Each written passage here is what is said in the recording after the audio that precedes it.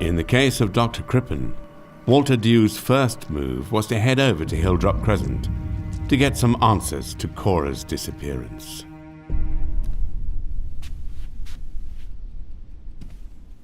He's at work? And you are his... Housekeeper.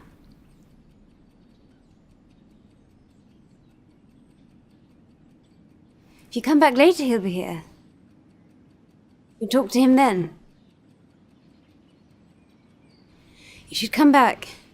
We would very much like to speak with him now, Miss Leneve. He's at work? I could telephone. Where is it your employer works? The police would have their work cut out to bring him to justice. The case would be a sensation for press and public. Crippen had dispatched his wife, set up an elaborate story to promote his innocence, and moved his mistress, Ethel Leneve, into the marital home. But Inspector Dew had grown very suspicious. He made Ethel take him to see Dr. Crippen before she had a chance to telephone ahead and warn of the inspector's impending arrival. This time, though, he was to get his man. Dr. Crippen had murdered his wife, Cora, and moved his mistress, Ethel, into their house at 39 Hildrop Crescent, Camden.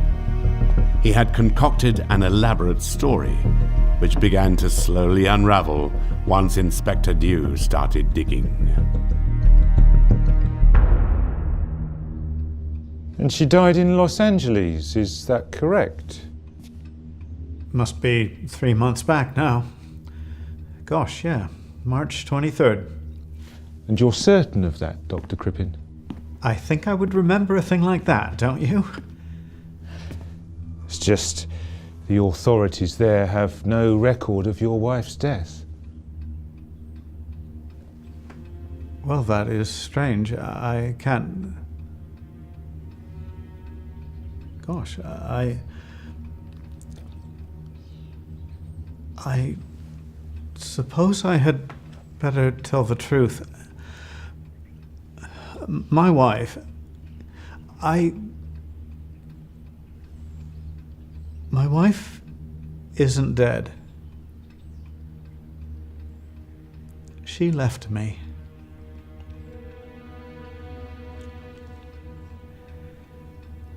I feel a real fool, let me tell you.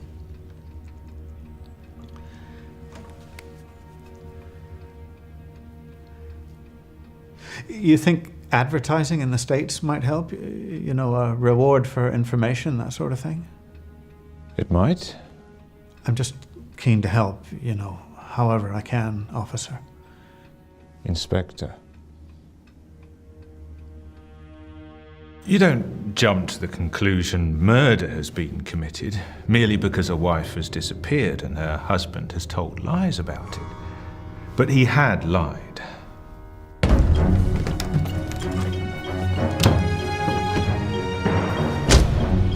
Crippen was clearly spooked and decided that the best course of action would be to leave the country with Ethel immediately.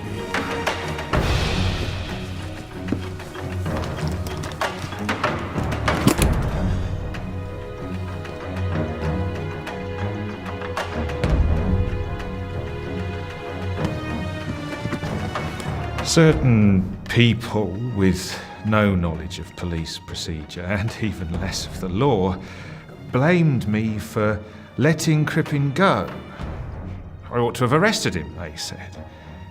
But there had been no shred of evidence against him. It's futile to talk of arresting a man until you know there has been a crime.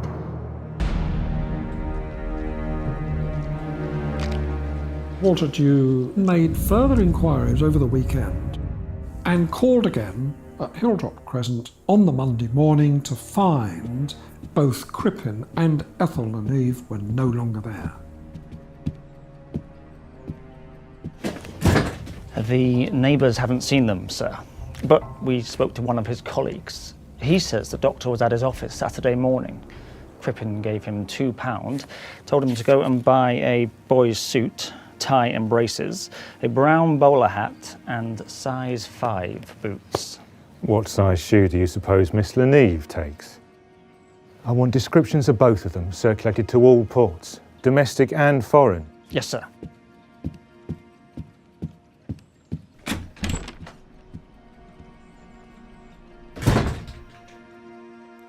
My quarry had gone, and the manner of his going pointed to guilt. Here was the real clue. His decision was a sudden one. Of that I felt convinced. He was scared.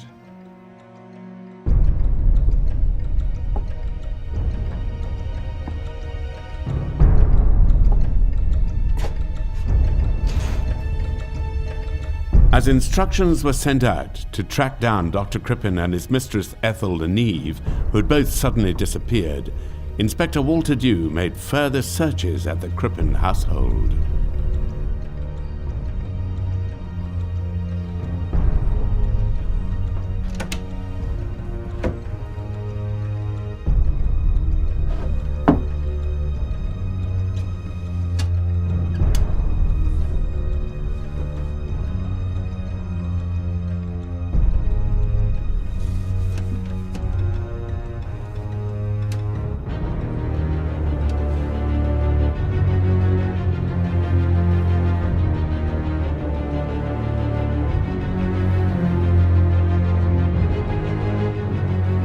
The first searches of the house showed no sign of Cora, and no evidence of a struggle or any kind of disturbance.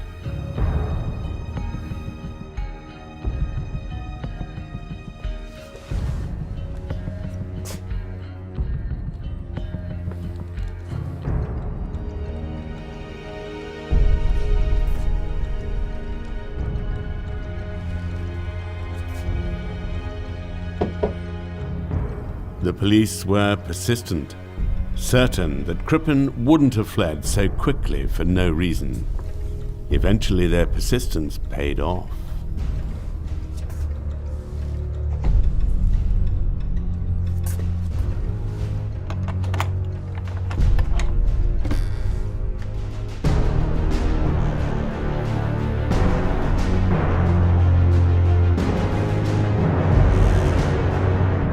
The police made a grim discovery in the cellar. Human remains covered in quicklime. The bones, head, limbs, and sex organs had been cut away. The skull, arms, various bones are missing, and there's just this mangled pieces of flesh. They called in the expert pathologists from Imperial College. They made tests on the flesh and found that it contained traces of hyoscine. Large amounts of hyoscine were extracted. Its identity was confirmed by being tested on a cat. Apparently, a cat's eyes dilate in the presence of hyoscine. Belle Elmore could be identified only by a small piece of flesh from her abdomen. It bore a scar, consistent with an ovurectomy that she had undergone. The pathologist was a young man called Bernard Spilsbury. He contradicted the other specialists who'd been called in, and he'd found this scar tissue.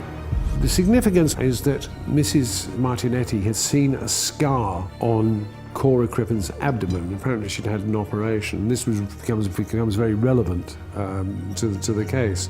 Some of the parts of the flesh were wrapped up in what turned out to be, was identified as Crippen's pyjamas. And it then turned into a murder hunt.